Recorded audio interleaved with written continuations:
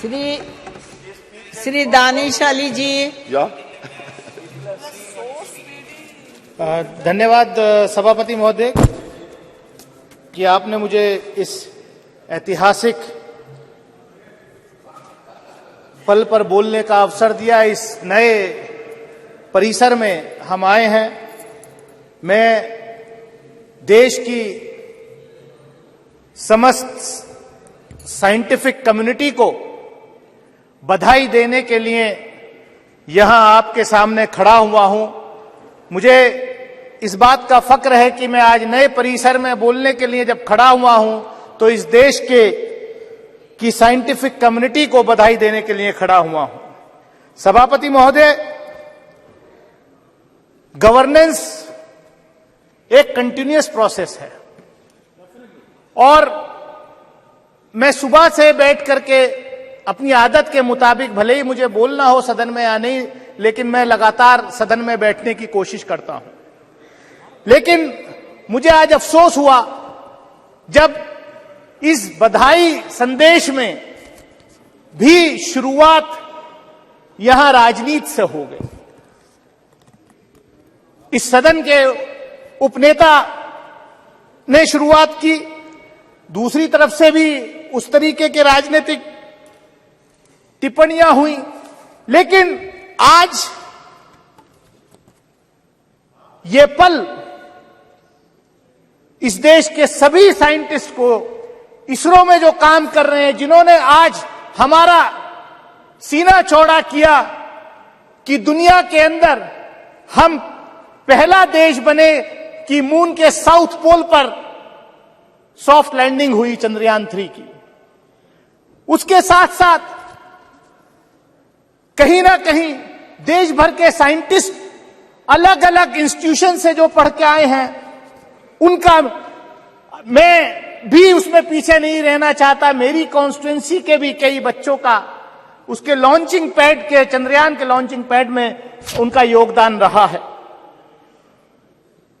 सभापति महोदय, इस सदन ने कल विमेन्स रिजर्वेशन बिल भी पास किया और चंद्रयान 3 के सफल लैंडिंग में महिलाओं का बहुत बड़ा योगदान, फीमेल साइंटिस्ट का बहुत बड़ा योगदान रहा है।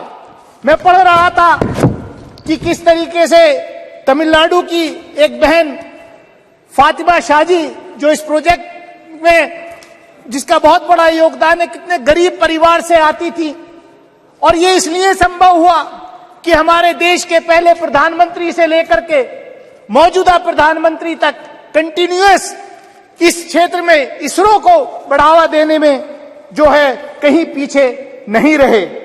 पंडित जवाहरलाल नेहरू इस देश के पहले प्रधानमंत्री, उनके साथ जो शिक्षा मंत्री मौलाना अबुल कलाम आजाद थे, उनके जमाने में उन्होंने जो आईआईटी वगैरह जो बड़े इंस्टीट्यूशंस खोले, उसका आज नतीजा हम ये देख रहे हैं। लेकिन यहां पर जो बात हो रही है कि ये सिर्फ इसी सरकार में संभव हुआ है। मैं बधाई देना चाहता हूं प्रधानमंत्री आदरणीय नरेंद्र मोदी जी को कि वो इतने लकी प्रधानमंत्री हैं कि पिछले प्रधानमंत्रियों के डाले हुए दाने, बोए हुए बीज की फसल काटने का मौका आज उनको मिल रहा है। ये अच्छी बात है। लेकिन ये भी सच्चाई है कि पिछले बजट में इसरो का 8% एलोकेशन बजट में कम हुआ है। ये किसी से छुपा नहीं है, ये किसी से छुपा नहीं है।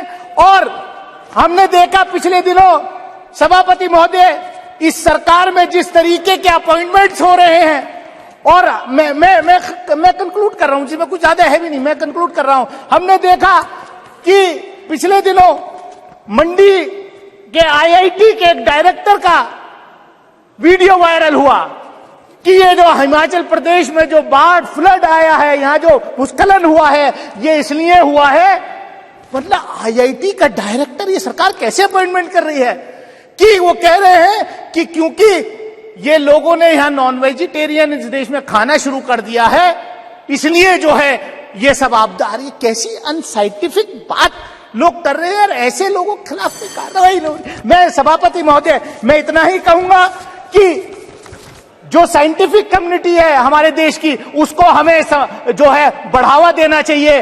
मैं देखा, हम डिफेंस कमेटी के रूप में हम डीआरडीओ में गए के साइंटिस्ट से मिले थे।